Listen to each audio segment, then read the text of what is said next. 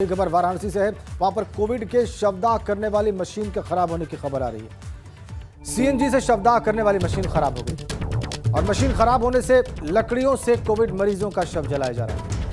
पहले लकड़ी और सीएनजी दोनों से यह काम किया जा रहा था।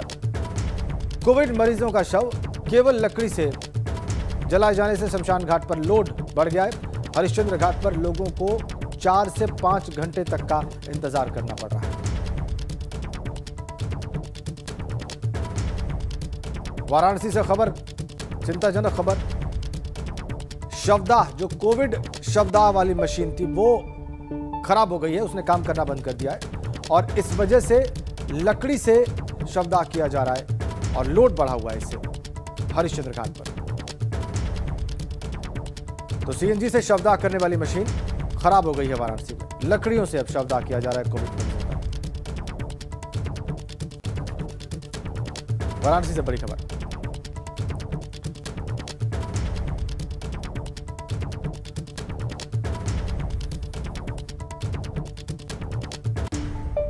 वाराणसी से ये अपडेट इस वक्त की हम आपको दे रहे हैं। जिस मशीन से, सीएनजी मशीन से कोविड शवदाह किया जा रहा था वो खराब हो गई है। जाहिर सी बात है, 2 तरीके से शवदाह किए जा रहे थे, लकड़ी से और इस मशीन से। अब सिर्फ लकड़ियों से संभव हो पा रहा है, इसलिए लोड बढ़ा हुआ है। लकड़ियों से कोविड मरीजों का शवदाह किया जा रहा है वाराणसी में। राजा हरिश्चंद्र घाट पर इस वजह से लोड भी बढ़ा हुआ है।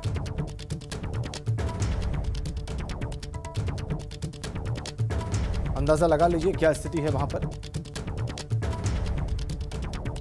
वाराणसी से खबर, राजा हरिश्चंद्र घाट पर लकड़ी से कोविड मरीजों के शवदाह का ही विकल्प बचे होने की वजह से लोड बढ़ गया है शमशान घाट पर। सीएनजी मशीन जो कोविड शवदाह के लिए इस्तेमाल की जा रही थी वो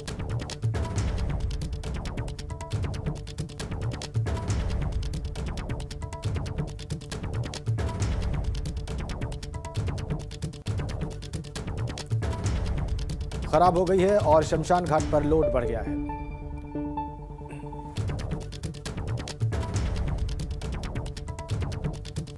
वाराणसी में कोविड शवदाह करने वाली मशीन सीएनजी से चलती है, वो खराब हो गई। लकड़ियों से ही सिर्फ शवदाह का विकल्प बाकी है। नीतीश पांडे फोन लाइन पर है। नीतीश, क्या हुआ है? मशीन कैसे खराब हुई है? क्या तस्वीर बन रही है इसके बाद?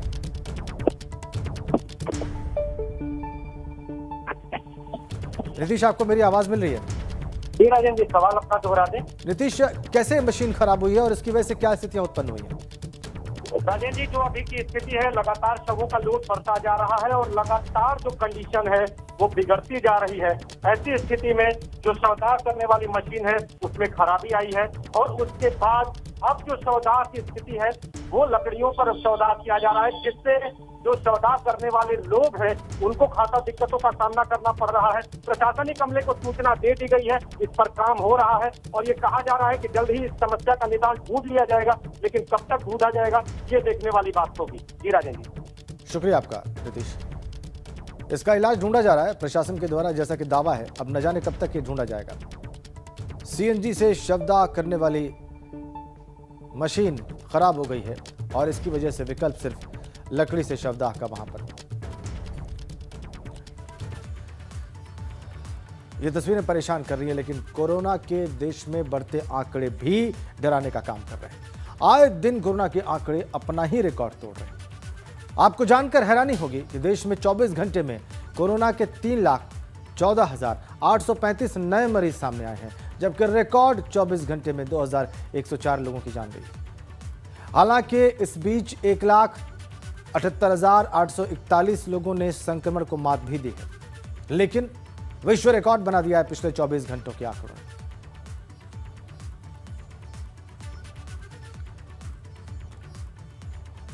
सबसे ज्यादा केस महाराष्ट्र में पिछले कई दिनों से सामने आ रहे हैं।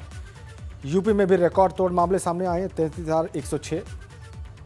उत्तराखंड में भी पिछला रिकॉर्ड टूटा है केस लोड का।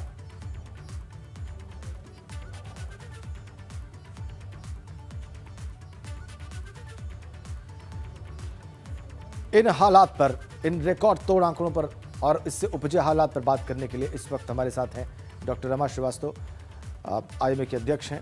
डॉक्टर रमा, स्वागत आपका। बहुत गंभीर स्थितियां हैं। अभी 24 घंटे का मैं आंकड़ा बता ही रहा था, देश का, प्रदेश का, उत्तराखंड का और भी स्टेट्स का, और ये सब बड़ा डरा रहा है। और लगातार हमें रिपोर्ट्स मिल रही हैं कि लखनऊ में, वाराणसी में, आगरा में, कानपुर में या दूसरी जगहों पर कैसे ऑक्सीजन की जो सप्लाई है वो डिमांड से बहुत कम रिपोर्ट की जा रही है, और इसके अभाव में भी मरीज की हालत खराब हो रही है, कई मरीजों की मौत हो रही है। इस पर क्या टिप्पणी है मैम आपकी? नहीं, ये सच है कि फिलहाल ऑक्सीजन की कमी है, क्योंकि ऑक्सीजन की जरूरत तो कोविड पेशेंट्स को पड़ ही रही है।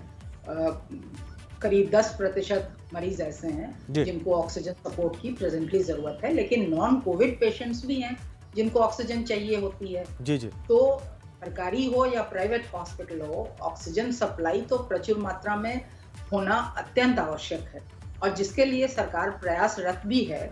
जैसा कि हम लोगों को, आप ही लोगों से खबर मिलती है या कुछ सूत्रों से खबर मिलती है कि सरकार निरंतर प्रयास कर रही है, लेकिन जब तक नहीं है सप्लाई तब तक उन मरीजों का क्या किया जाए, ये बहुत बड़ी परेशानी सामने खड़ी हो गई है। और इसमें ऐसे भी लोग हैं जो बहुत डरे हुए हैं, जो मानसिक रूप से अस्थिर हो रहे हैं, और उन्हें ये लग रहा है कि अगर मुझे ऑक्सीजन की जरूरत पड़ी और नहीं मिला तो हम क्या करेंगे।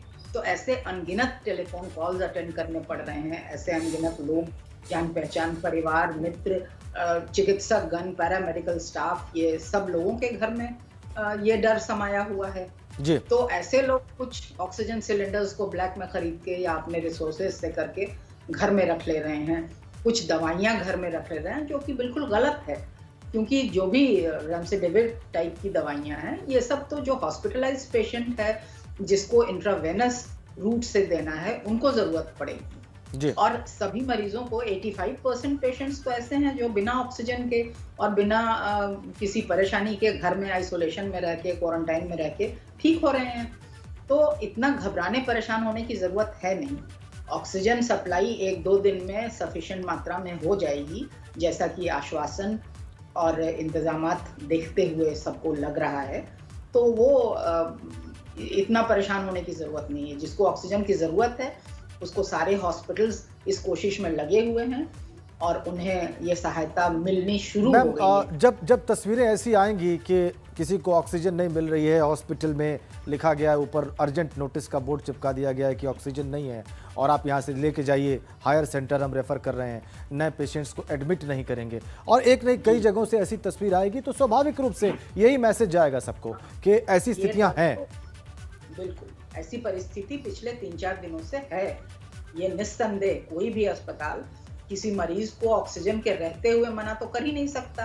भाई, ये सारा अस्पताल, सारी सेवाएं, सारा स्टाफ मरीजों के लिए ही तो होता है जी। तो कोई क्यों मना करेगा? There is no point oxygen रहते हुए। डॉक्टर रमा, क्या एंटीसिपेट हम नहीं कर पाए क्या, या इंफ्रास्ट्रक्चर जितना तैयार होना था इस स्थिति से निपटने के लिए वो तैयार नहीं हो पाया, या ऐसी स्थिति आएगी इसका आकलन कोई कर ही नहीं पाया? क्या हुआ? हाँ, ऐसी स्थिति आ गई अप्रत्याशित रूप से, अनएक्सपेक्टेडली नंबर ऑफ केसेस इतने ज्यादा मल्टीप्लाई हो गए कि उसकी तैयारी नहीं थी, न प्राइवेट सेक्टर्स में थी और न गवर्नमेंट सेक्टर में थी, क्योंकि रिसर्च और एनालिसिस के अनुसार ये सेकेंड वेव जून में आना था और ये प्री मैच्योरली चला आया पहले, तो उस हिसाब से तैयारी नहीं थी। और 100 टाइम्स नंबर ऑफ केसेस ज्यादा हैं, ज्यादा भर्तियां हैं, प्लस ये जो नया म्यूटेंट स्ट्रेन है ये यंग एज के लोगों को भी प्रभावित कर रहा है, उनको भी संक्रमित कर रहा है, पूरे परिवार को संक्रमित कर रहा है, बच्चों को कर रहा है। ये पिछले साल नहीं था। तो इस वजह से बिल्कुल स्वास्थ्य सेवाएं चरमरा गई हैं, क्योंकि डिमांड एंड सप्लाई का गैप बहुत ज्यादा हो गया। जितना हमारे पास इक्विपमेंट्स थे, जितने संसाधन थे, वो उनके हिसाब से 100 टाइम्स नंबर ऑफ केसेस बढ़ते चले गए। इस वजह से ये परेशानी आ गई है। तो ये जो सीरो सर्विस की बात कही जा रही है, जो अक्टूबर में आए, या जो म्यूटेंट ये जो स्ट्रेन की बात कही जा रही है जिसका असर दिखाई दे रहा है, ये तो बहुत पहले प्रकाश में आ गया था, तो फिर इसकी तैयारी क्यों नहीं की गई मैम? ये सबके ज़हन में सवाल है। नहीं, अब ये दारोमदार तो सिर्फ चिकित्सकों के ऊपर नहीं है ना। बेशक ये बेशक। तो चिकित्सकों को जितने संसाधन उपलब्ध कराए जाएंगे, चाहे वो गवर्नमेंट सेक्टर हो या प्राइवेट सेक्टर हो, तो वो काम तो सरकार का है। तो सरकार की एडवाइजरी बोर्ड ने जैसा सोचा, जैसा समझा, उस हिसाब से उन्होंने तैयारियां की। क्योंकि चिकित्सक या पैरामेडिकल स्टाफ तो मरीजों के इलाज के लिए दारोमदार सारा उनके ऊपर है। अब आप मैम डॉक्टर्स और मेडिकल स्टाफ की बात कर रही हैं, तो इतनी सारी रिपोर्ट उनके बारे में भी बहुत परेशान करने वाली है। बहुत सारे डॉक्टर्स, मेडिकल स्टाफ भी पॉजिटिव हैं, चाहे वो लखनऊ से हो, दिल्ली से हो, ऐसी बहुत सारी खबरें हैं। और ये भी लोगों को बहुत परेशान कर रही है ये बात भी कि डॉक्टर्स और मेडिकल स्टाफ भी अगर इससे संक्रमित हो जाएंगे तो उनको कौन बचाएगा। संक्रमित हो रहे हैं, उनकी डेथ्स हो रही हैं। अनअटेंडेड डॉक्टर्स भी अपनी कार में रात भर लेटे लेटे, चूंकि उन्हें बेड नहीं मिला, वेंटिलेटरी सपोर्ट नहीं मिला, इसलिए उनकी डेथ उनकी गाड़ी में हो गई। ये भी सच है। तो अगर चिकित्सकों को टॉप प्रायोरिटी पे बचाने का काम, उनको सुरक्षित रखने का काम नहीं किया जाएगा, तो मरीजों की जिम्मेदारी किसके ऊपर आएगी। इसलिए मेरी एक गुजारिश है आपके चैनल के थ्रू कि जो भी डॉक्टर्स वैक्सीनेशन से बच गए हैं, जो पैरामेडिकल स्टाफ हमारा वैक्सीनेशन नहीं ले पाया, चाहे जिस भी कारण से हो, टॉप प्रायोरिटी पे उन्हें वैक्सीनेशन दिया जाए। उनके लिए अलग से रिजर्व्ड बेड्स हों या उन बेड्स पे टॉप प्रायोरिटी से उन्हें भर्ती किया जाए जिन्हें इसकी ज़रूरत है। और डॉक्टरों का जीवन बचाने के लिए हर संभव प्रयास किया जाना चाहिए। नंबर ऑफ डॉक्टर्स घट रहे। बिल्कुल, आपने बहुत महत्वपूर्ण बात कही है। मैं चाहूंगा कि आपने जो बात कही है वो मैं फिर से दर्शकों के सामने रख दूं इस माध्यम से, चूंकि आप ये अपील कर रही हैं, महत्वपूर्ण अपील कर रही हैं, इसलिए ये बात महत्वपूर्ण है, मैं दर्शकों के सामने रख दूं। डॉक्टर रमा कह रही हैं कि डॉक्टर्स का भी ट्रीटमेंट प्रायोरिटी बेसिस पे किया जाए, उनके लिए बेड्स की उपलब्धता सुनिश्चित हो, उनका ट्रीटमेंट प्रायोरिटी बेसिस पे किया जाए, क्योंकि अगर वही अस्वस्थ रहेंगे या स्वास्थ्य चिकित्साएं या स्वास्थ्य सुविधाएं देने में असमर्थ रहेंगे तो फिर सिस्टम और ज़्यादा परेशान होगा और ज़्यादा कमज़ोर होगा। डॉक्टर रमा, एक चीज़ और सामने आ रही है और वो ये कि टियर 3 सिटीज़, छोटे कस्बों में ज़बरदस्त इन्फेक्शन दिखाई दे रहा है। जो छोटे शहर हैं यूपी के, जहां से रिपोर्ट हो रहा है 500-500 मामले जो पहली वेव में नहीं थे, ऐसा कैसे हो गया और इसे कैसे डील किया जाए। तो कम्युनिटी स्प्रेड है ना। जो भी क्लास 4 एम्प्लॉइज या मजदूर क्लास के लोग या गांव में रहने वाले लोग हैं, वो पलायन कर रहे हैं। तो एक व्यक्ति जो कोरोना संक्रमित है, चाहे वो एसिम्प्टोमेटिक हो या अपनी बीमारी छुपा रहा हो या उसके सिम्टम्स भी हैं, तो एक व्यक्ति कम से कम 400 लोगों को इन्फेक्ट कर सकता है। कोरोना के साथ सबसे बुरी बात तो यही है ना कि ये वाइडली स्प्रेड होता है। और उन 400 व्यक्तियों में कौन से लोग सीरियस हो जाएंगे, कौन से लोगों को कोई सिम्टम नहीं होगा, कौन से लोग जांच नहीं कराएंगे, कौन से लोग वैक्सीन नहीं लगवाएंगे, इस पर तो कोई डेटा नहीं है, कोई कंट्रोल नहीं है। और ये संभव भी नहीं है कि गांव-गांव में जाकर के इस हद तक कलेक्ट किया जाए कि कौन सा व्यक्ति संक्रमित है, कौन सा नहीं है, क्योंकि लोग बीमारियां छुपा भी रहे हैं और ये भी कह रहे हैं कि कोरोना तो कुछ है ही नहीं, ये तो ऐसे ही खांसी जुकाम तो होता ही रहता है। ऐसे भी पेशेंट्स हम लोगों के पास आ रहे हैं, ऐसे टेलीफोन्स आ रहे हैं। उल्टे मुझे या अन्य चिकित्सकों को कई लोग ये कह देते हैं कि आप लोग बेकार में डरे हुए हैं, बेकार में ये मास्क और ये हाथ धोना, इसकी कोई जरूरत ही नहीं है। देखिए हम लोगों को तो कुछ नहीं हो रहा और उन्हें नहीं मालूम कि वो एसिम्प्टोमेटिक कैरियर्स हैं। बिल्कुल, and they can spread the disease to hundreds of people. जी। तो ये जो जनरल एजुकेशन एंड अवेयरनेस है, इसको बढ़ाने की बहुत ज्यादा जरूरत है। बिल्कुल महत्वपूर्ण बात आपने कही, खास करके जी बहुत महत्वपूर्ण बात आप कह रही है। उसी हिसाब से टेस्टिंग भी करने की जरूरत है, क्योंकि बहुत जगहों पर टेस्ट भी नहीं हो रहे हैं मैम। नोएडा जैसी जगहों पर और भी कुछ बड़े शहरों से रिपोर्ट है कि जो लोग टेस्ट के लिए जा रहे हैं उनका टेस्ट नहीं हो रहा है और टेस्ट रिपोर्ट भी बहुत देर से आ रही है। तो ये सब कुछ एक साथ क्लब हो गया है, सारी परेशानी। बिल्कुल ठीक कह रही हैं आप। बहुत बहुत धन्यवाद डॉक्टर रमा, हमसे बातचीत करने के लिए। आपने महत्वपूर्ण बिंदुओं पर बात की। बड़ी खबर आपको दे दें, कांग्रेस अध्यक्ष सोनिया गांधी ने प्रधानमंत्री मोदी को चिट्ठी लिखी है। कोरोना टीके की नई नीति के विरोध में ये चिट्ठी लिखी गई है। नीति में बदलाव की मांग को लेकर चिट्ठी लिखी है कांग्रेस के इंटरिम प्रेसिडेंट सोनिया गांधी ने। केंद्र ने कोरोना का टीका मुहैया कराने की जिम्मेदारी से पल्ला झाड़ लिया है। सीरम इंस्टीट्यूट से टीके के अलग अलग दाम तय करने पर सवाल उठाए हैं सोनिया गांधी ने। टीका एक तो कीमत अलग अलग कैसे, इस पर सवाल उठाया है सोनिया गांधी ने। इस नीति से लोगों को अधिक कीमत देनी होगी। सोनिया गांधी ने लिखा है अपने पत्र में, और लिखा है कि ऐसे संकट में भी मुनाफाखोरी की इजाजत सरकार कैसे दे सकती है। पत्र लिखकर सरकार की टीका नीति का विरोध किया है कांग्रेस की इंटरिम प्रेसिडेंट सोनिया गांधी ने। उनका कहना है कि अलग अलग कीमत कैसे हो सकती है और क्यों केंद्र ने पल्ला झाड़ लिया है 18 वर्ष से ऊपर के लोगों के टीकाकरण के लिए। इस नीति से लोगों को ज्यादा कीमत देनी होगी, यह कहना है सोनिया गांधी का। और ऐसे संकट में मुनाफाखोरी को इजाजत सरकार कैसे दे सकती है। सीरम इंस्टीट्यूट से टीके के अलग अलग दाम तय करने पर सोनिया गांधी ने प्रश्न उठाए।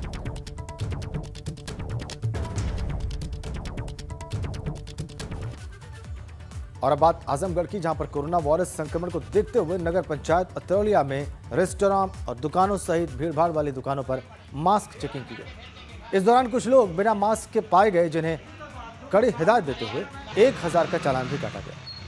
सघन मास्क चेकिंग अभियान के दौरान पूरे बाजार में अफरा तफरी फैल गई। ये देखिए आप तस्वीरें,